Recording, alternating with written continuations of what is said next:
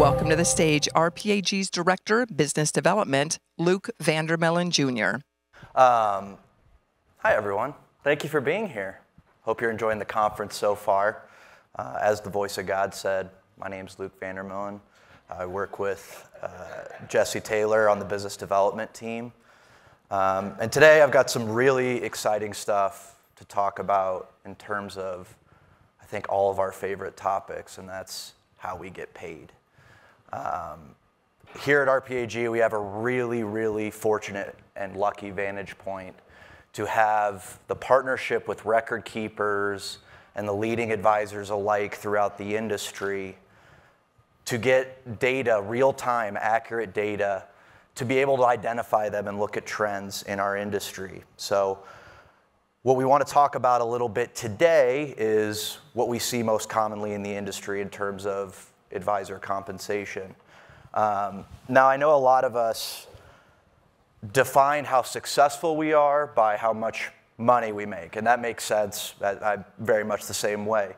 But one of the new things that I'm going to judge myself on now in terms of if I'm a success at this company or not is if in a couple years I feel comfortable to drop an F-bomb on the main stage.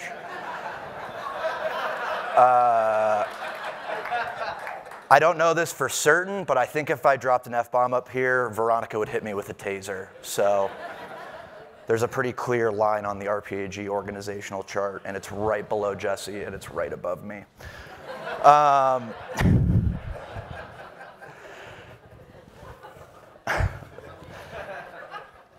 So one of the reasons why I decided to talk about this topic in particular is because my entire job, the entire role I play here at RPAG comes down to helping advisors, talking to advisors. I talk to at least 4 or 5 advisors every single day. And one of the things that came up very, very frequently in the last 2 years specifically is questions around what we're seeing here at RPAG in terms of how advisors are getting paid. This question's been around for a long time. It's that basic question of benchmarking. How much should I charge for a plan that has 5 million in assets, 15 million in assets, 25, so on and so forth? Those questions can be solved with some of the great benchmarking tools we have at RPAG. The more common question that's being asked now is with the proliferation of flat fee business that we're seeing in the marketplace is, when should I start thinking about charging a flat fee to my plan? Is it when it hits a certain asset amount? Is it when I'm providing a certain amount of services? Where does that start to become part of the conversation? This is a fun one. Employee education and participant services. Through our work with the WellSense program, as well as helping advisors meet their educational needs for their participants, one of the biggest mysteries that I see advisors trying to tackle is how do I make sure I'm properly compensated for delivering this? It's important what you do, not only employee education, but meeting and participants' needs outside of the plan, which is what I would define as financial wellness. How do you make sure you're properly compensated for that? In my opinion, I think this is a little bit of a strong statement, but I really believe it. I think the area where advisors are most undercharging their clients right now is employee education. The successful advisors I'm working with have been able to have a conversation with their clients about how to effectively charge for employee education. How often should I meet with a plan? What's going to work for me in my practice based on how many people are working on the client, et cetera. And then lastly, with the rise of COVID, do I still need to see my clients in person? Should I still be virtual? What's best practices there? So I compiled all of those questions. I looked at notes from calls I've had for the past 4 years or so. And one of my favorite quotes from Warren Buffett came to mind as I was looking at all this. The chains of habit are too light to be felt until they are too heavy to be broken. Very powerful quote. What I take away from that is sometimes you don't know a habit's a bad habit until it's too late, until it's negatively affecting you. Now, I take Warren Buffett very seriously because he's one of the wealthiest people in the world. He also eats McDonald's every day for breakfast. He makes that poor choice for himself every morning. It's a tough chain of habit to break. Good bacon, egg, and cheese. So what are some of the challenges that you all as advisors are facing right now? What's making your life a little harder than it needs to be? Well, when we think about this group of people that's in this room and really the mission statement of RPAG is we task ourselves with the burden of setting the standard in this industry. We're not showing up to our client meetings with a 2-3 page returns analysis and reading it to them. You all, as retirement plan experts, take on a heck of a lot of more responsibility with that, whether it's being a co-fiduciary on the plan, having an intimate knowledge of the provider marketplace, being familiar with ERISA law. I mean, that's why you're all here. You all made the choice to come to this conference from wherever you are, whether it's down the street or it's across the country. You all made the active choice to get in your car, get on a plane, and come here to become better at all of these things. So you're already stepping in the right direction, and it's why I like working with RPAG advisors so much. The other thing that we always need to consider is why would a plan hire me, right?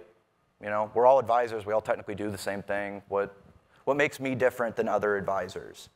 I'm still shocked, truly shocked, in my conversations and talking to advisors about being in competitive situations where they talk about how they're competing against advisors that are still trying to differentiate on funds and fees, on 1 or 2 reports that they can deliver.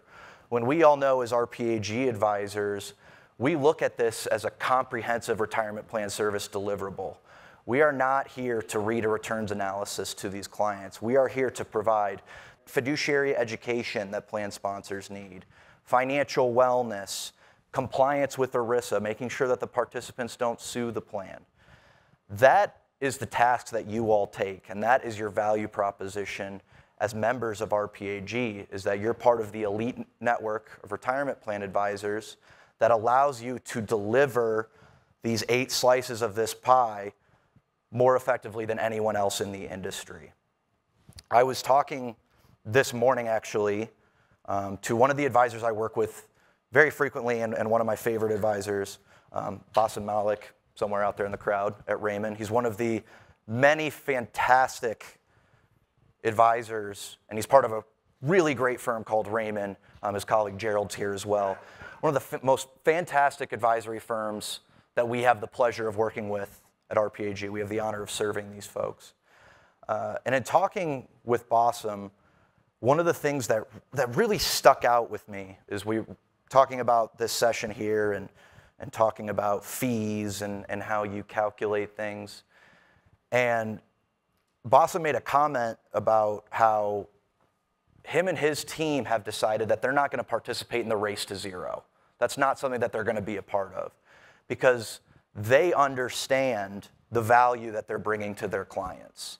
They know that what their client is paying them as an advisor fee, they're getting every drop of value out of Bassem and his team. And they have a wonderful service plan.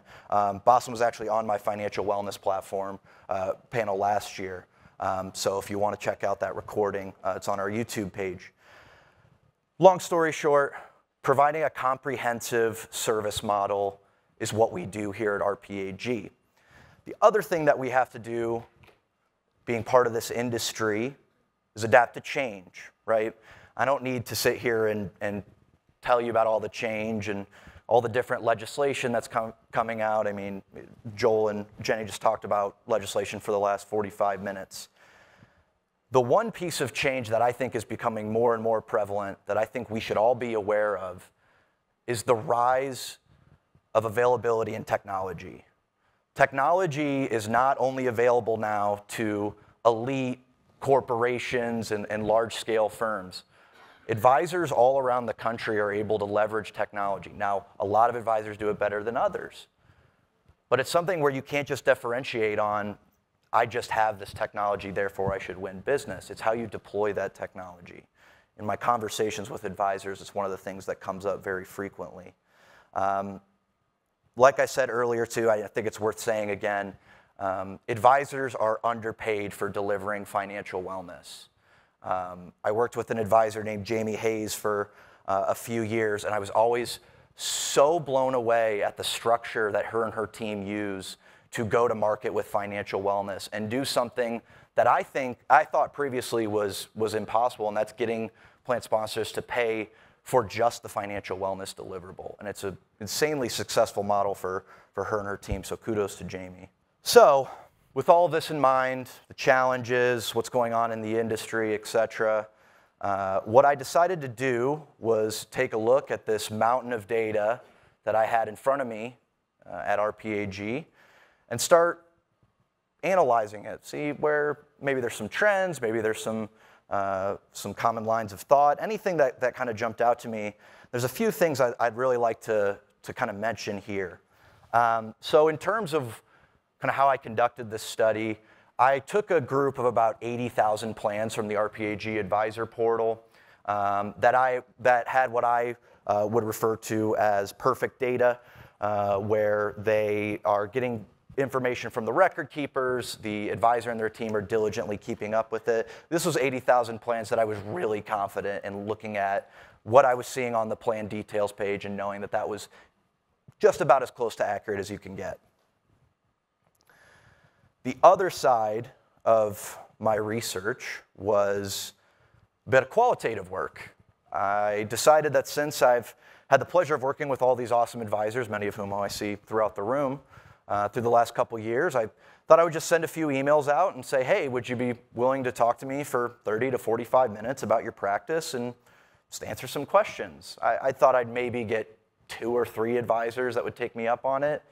I ended up having about 20 or so advisors who gave me their time, and I very much appreciate that. Those advisors had a combined $20 billion in retirement plan assets. So these are people that are shaping our industry and that are leaders in our industry. So I wanted to find out how these people are keeping their practice profitable and what their MOs are. So on a quantitative side, one of the things that we have access to is record keeping fees at the plan level. And so what I did was I compiled the most common or average record keeping fee based on plan size. Now, 2 things that I found particularly interesting about this. One is the wide range of advisor compensations that you'll see in any plan asset segment. I mean, I saw $2 million plans that were paying as little as 25 basis points and up above the average of 55 basis points, all over the place. So I tried to get it to as close to an average as I could. The other interesting thing that really jumped out to me, and this would be on top of my mind as an advisor, would be as your plan assets are growing, your margins start closing rapidly. From the simple standpoint that the larger the plan gets, in most cases, the more work you're going to have to do for the plan, the more time you're going to have to spend servicing the plan, the more human capital you're going to have to deploy in servicing the plan. So as those plan assets get larger, your revenue gets smaller, your margin gets smaller. So one of the things that I challenge you all to do as an advisor, team member, anyone who touches the retirement plan business, is really sit down and think if you can identify what's your most profitable segment of assets for retirement plans. Is it the 2 to 5 million space? Is it 25 to 50 million? Is it over 100 million? I think every firm's going to be a little different based on how you work, the people you have. But I think an important takeaway here is that if you can identify what your most profitable segment of prospects in your book of business is, and then focus on how can we continue to grow that segment of our book of business, that's where your advisory firm can hit that next level, right? So many of the advisors I talk to who I would consider the most successful, the most elite advisors in our industry, they're not overly concerned about, if a plan has $1 billion in AUM. It's great when one comes around, when I really hear some advisors get excited is when they know they're killing it in their $5 to $10 million market, because that's where that nexus of service as well as margin hits perfectly for them, and their business is profiting accordingly. So average fees by plan size, very interesting in terms of what you're seeing across the industry as the plan grows.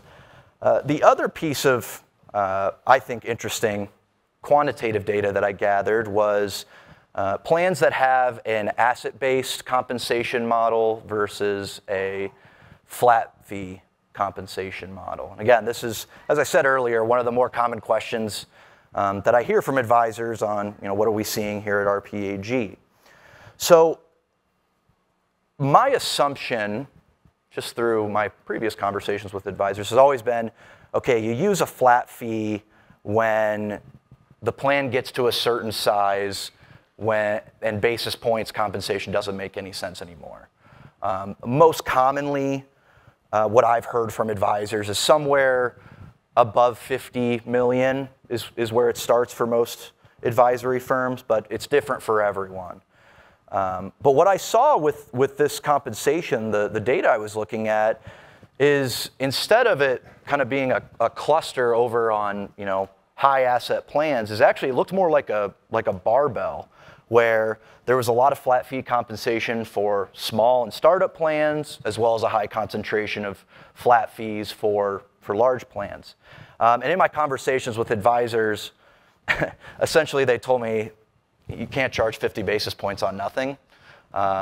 You need to make sure that the amount of time you're dedicating to a startup plan or a small plan, you're being compensated properly for it.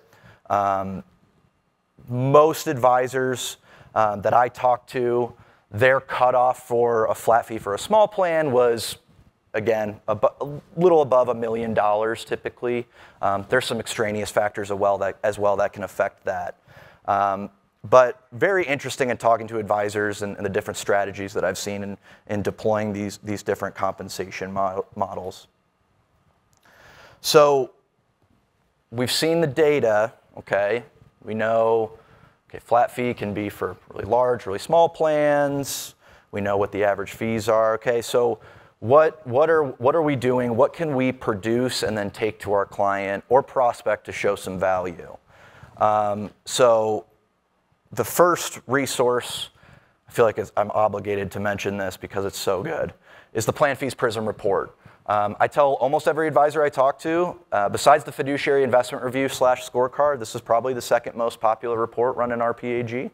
I know Jesse could probably pull the exact number off the top of his head, because I think that's what he does in his free time.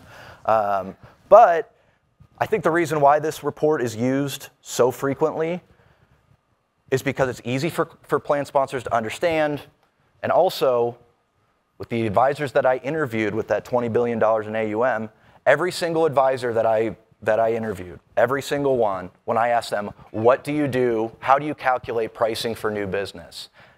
At least part of their answer was, we use the PlanFees Prism report to see, kind of where the market lands in terms of a plan this size. So if you're not at least incorporating the PlanFees Prism report into your new business pricing proposal process, that's a tongue twister, you really should take a look at it. And taking a step further is the Prism 365 report, which dives further into the advisor fees and services portion of benchmarking. Really what this report answers the question is, how often should I be doing an investment review meeting with a plan that's $5 million versus a plan that's $25 million. These reports, these two reports I just mentioned, Prism and Prism 365, are phenomenal resources to utilize, not only, like I said, with prospects, but also with current clients. One of the common threads that I heard in the interviews I did with advisors was the notion of playing offense and not defense, right? One of the questions that I asked to every single advisor was, okay, what do you do when a client calls your fee into question and says, hey, we think we're paying you too much? Every advisor that I interviewed answered in some form of, well, we beat them to the punch on that. we'll never have a client bring that up to us before we bring it up to them first. And through the benchmarking tools that you have available to you, you can have that foresight to say, wow, okay, our basis points fee as this plan has grown has really kind of tailed towards the high here. Maybe that's when you start talking about doing a flat fee or breaking out your services into an a la carte model. Or there's a lot of different ways you can attack that. But every single advisor in some form or another said, I play offense, I don't play defense. So very interesting thought leadership from some of our advisors. The last resource that I like to mention here, it's like a classic car to me. It's been around for a while, and sometimes I don't think people appreciate it enough as they should, is the advisor fee calculator. This is a resource that's available to you through the RPAG main menu that you can go into, punch in a set of services that you're going to be providing for a client or prospect, and it's going to spit back at you a target compensation that you should be looking to charge to keep your practice profitable. This is put together with guidance from the best industry intel that you can find. Definitely recommend, if you're thinking through new pricing proposals and need kind of something interactive to utilize and to get your hands on, really heavily suggest using the advisor fee calculator. The other thing that every single advisor I talked to said was that one of the most time-consuming pieces of their job is just creating content, putting together presentations and newsletters and things like that.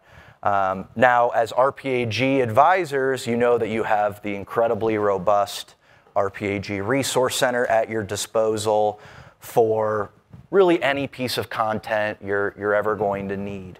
Whether it's a presentation, if a client or prospect asks you for a market update or an update of Secure Act 2.0, we have materials on our advisor portal ready to go with a click of a button that you can download, put your logo on, and then present to a client or prospect.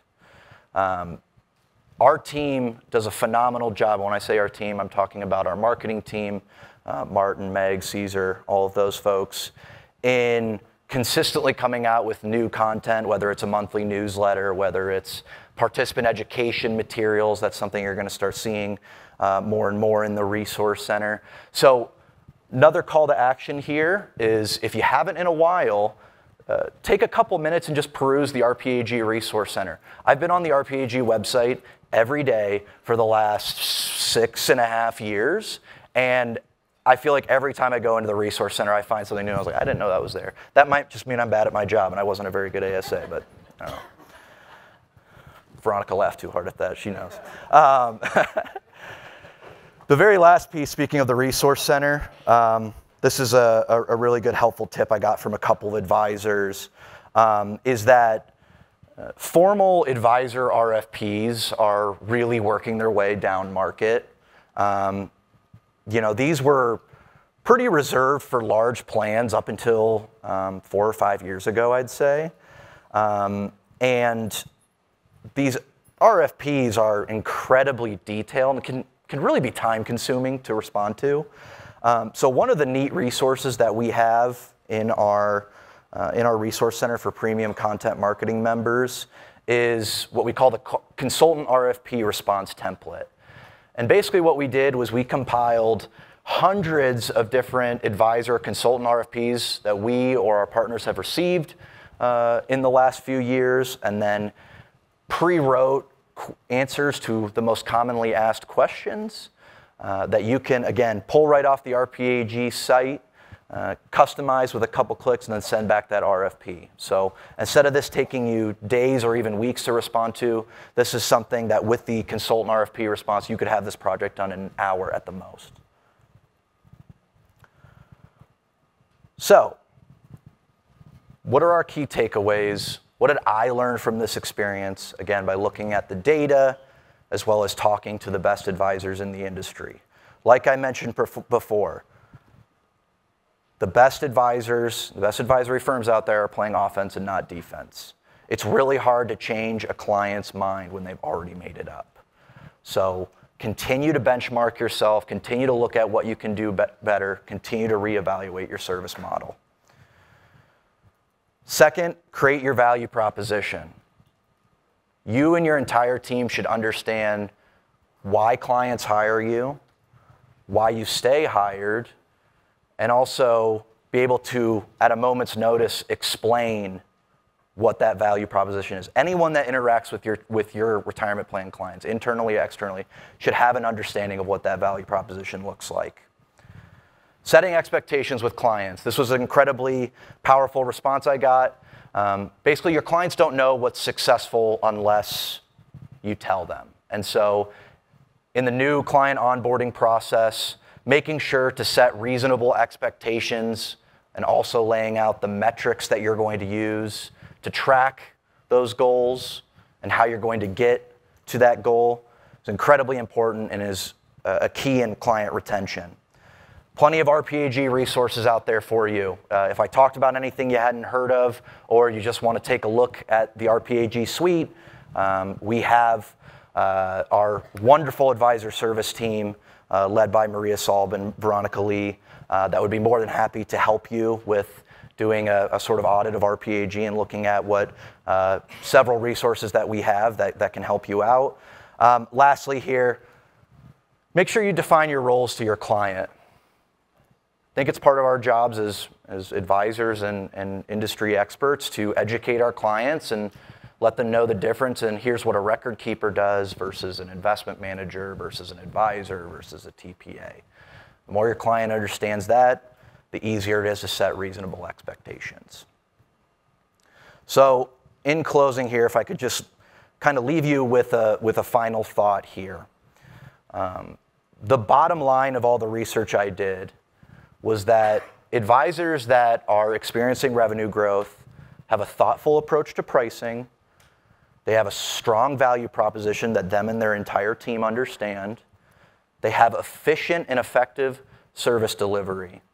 And that formula right there is what is keeping advisors like you that partner with us at RPAG and leverage our industry-leading technology and thought capital.